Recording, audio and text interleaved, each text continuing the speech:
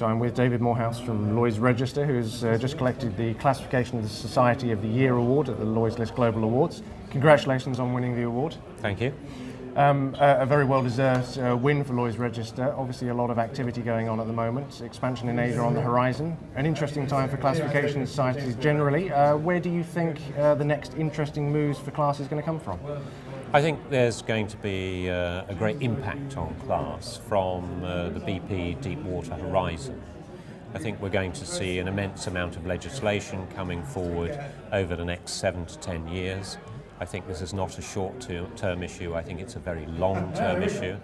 And what we have to do is to try and bring some rationale to this whole process. And I hope we can prevent a political solution and help encourage a solution that really adds some value to the problem, i.e. we don't want layers and layers of additional legislation. I think this is going to be a question about adherence to current legislation and only minor changes, but that's a very difficult task for us all, I think. Absolutely. But I mean, in terms of the regulation that's coming forward, obviously we are in the middle of MEPC week at the IMO this week. Greenhouse gases at the top of the agenda. It's going to be an issue for class. Of course it is, and it's an immense challenge. I think it's an immense challenge for the owners and operators of ships, and I think again we have to have a balance and understanding of the practical ability to move from where we are in shipping today to the aspirational requirements of shipping for the future.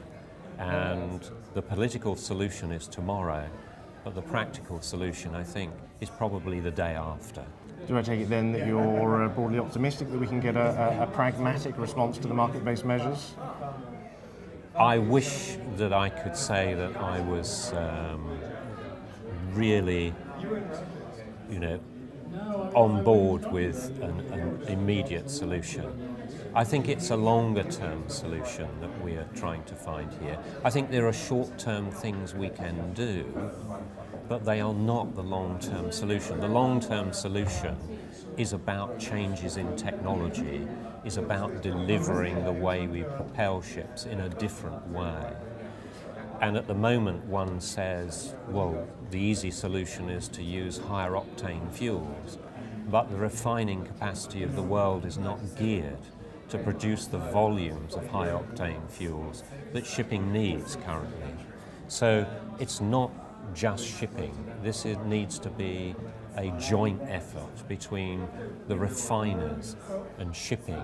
And then we have to think, or perhaps we as shipping don't have to think, but I think responsibly we do, that what happens when we don't burn the garbage of the refineries. This stuff we use, laughingly called fuel oil, is the garbage of the cracking process to produce the high quality distillates that are used as finished products, and we burn the rubbish. Now when we stop burning the rubbish and burn high distillates, we have to decide what happens to that product then, because it doesn't go away as an environmental issue. No, sure. Do you think classes really recognise that fact and is prepared now to act on a political level as well as a technical one?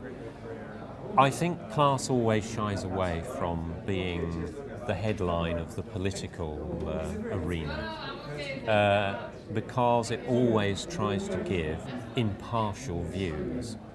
And class is all about giving an impartial, unbiased view on changes. So we're not on the side of the ship owner, we're not on the side of the politician, we're actually on the side of finding the most practical and realistic solution to solve the problem.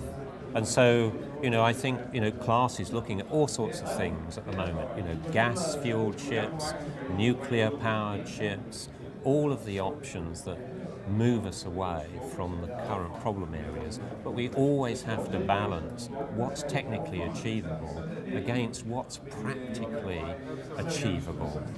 And we can, describe some excellent technical solutions, but if the refining capacity of the world cannot provide the fuel of the quality, then that technical solution is of no use. So we are constantly moving the boundaries, and I think that's what class is all about. It's about challenging the boundaries, changing the technology, and trying to move the whole argument forward in a really practical way. David Moorhouse, winner of Classification Society of the Year, thank you very much. Pleasure. Thank you.